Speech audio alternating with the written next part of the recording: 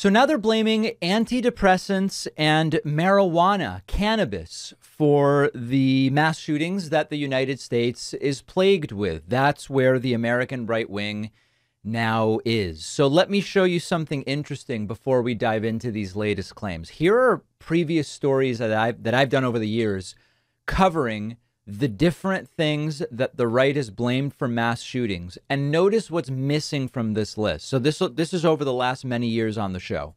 Fox News blamed masks, like COVID masks, abortion, and woke for mass shootings in the United States. They've previously blamed Joe Biden for mass shootings.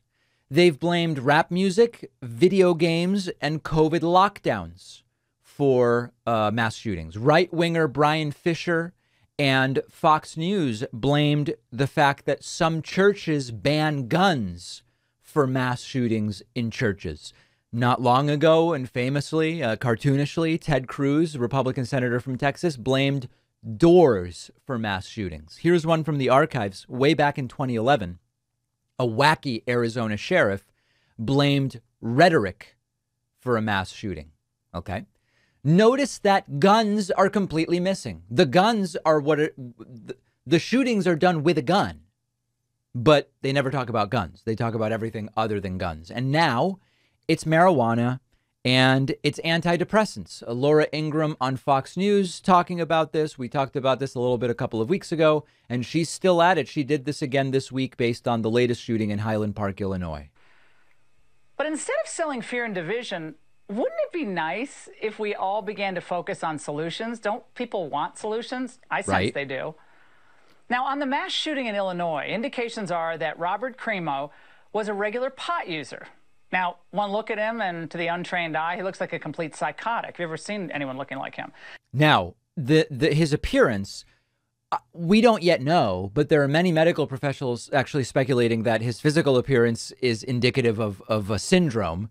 Let's just leave it there. So the point is, if you want to look at the physical appearance, there's definitely lots of questions raised by the physical appearance, but the marijuana piece seems sort of like neither here nor there. And what can regular pot use trigger in young men in particular? Psychosis and other violent personality changes. Not everyone, but a significant percentage. Okay, so it is not a significant percentage, and we actually have good studies on this. We have actual peer-reviewed research. It is true that some studies have found a slightly higher likelihood of violent behavior among cannabis users, but haven't been able to establish any causality at this point. It hasn't been established that cannabis makes people who are not already predisposed to violence to be any more violent. And lastly, there's no evidence I was able to find that cannabis use makes people more likely to commit crimes, even if some criminals are high on cannabis at the time that they commit a crime. There's been no causal relationship that's been established. And maybe most notable, I mean, sometimes we just have to say, does this pass the sniff test? The prevalence of cannabis use is way higher in a ton of countries that have almost no mass shootings. Look at pot use in the South American country of Chile. Almost no shootings. Look at Canada, third in the world in terms of per capita cannabis use. Almost no shootings. Israel, super high cannabis usage. Almost no shootings. You get the idea. So that's cannabis. Now, antidepressants. This is another one. This is a recycling of something that others have talked about. Alex Jones used to talk about SSRIs. SSRIs are selective serotonin reuptake inhibitors. These are often prescribed for anxiety and or depression. Some of these have been around at least 50, maybe even more, like 70 years. Very, very safe and well-studied class of drugs. Marjorie Taylor Greene, radical Republican congresswoman from Georgia, is now on the SSRI bandwagon. She tweeted, quote, "When are we going to have an honest conversation about drug abuse, mental illness, and SSRIs? Deadly side effects. Are we really going to keep pretending or covering for big pharma? Because I'm absolutely done with the political plays on this BS." There is no evidence that SSRIs cause people to be violent.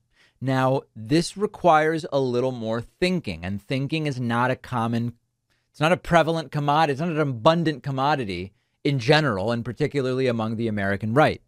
One of the considerations is people predisposed to violence might be getting prescribed the SSRIs. That's not evidence that the SSRIs cause the violence, but it's a potential reason for why violent people might be on SSRIs. That's one thing. The second part of it, and this is a really big issue, lots of young people prescribed SSRIs aren't actually taking them or taking them as prescribed. There's a study that, and are you guys willing to think with me here? Because otherwise we're in trouble. There's a study that found a small association, not a causation. A study found an association between people 18 to 24 on SSRIs and violence. And that association doesn't exist for those 25 plus. So you look at people 25 plus on SSRIs, no association between SSRIs and violence. You look at 18 to 24, there's a small association between being on SSRIs and violence. Association, not causation. And the study recognizes the study is based on what people are prescribed, not based on what people are taking. The 18 to 24 group might be more likely to not actually take the medication that they're prescribed. And if they took the medication, it might reduce their propensity for violence. This is the exact same thing that happened with, now I don't remember if it was with ivermectin or with hydroxychloroquine. There was this it was ivermectin, a Brazilian, quote, study supposedly, quote, found that people given prophylactic ivermectin were less likely to get COVID or to become seriously ill from COVID. And then the study was eventually debunked and shown to be a very poor study because it wasn't a controlled study of any kind.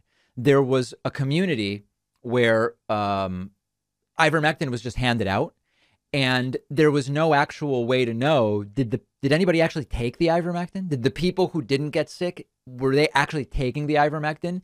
If I were to just go into a neighborhood and hand out some medication, and I don't actually know if anybody took it, and even if they say they took it, did they actually take it the way it was prescribed? And then I make some kind of conclusion from that, it would be very bad science. And similarly, the one study that found this small association among 18 to 24-year-olds between violence and SSRIs, we don't know whether actually they were taken. We just know that they were prescribed. So it's more junk science. And notice they will throw anything they can at the wall, see what sticks, other than saying we've got to deal with guns.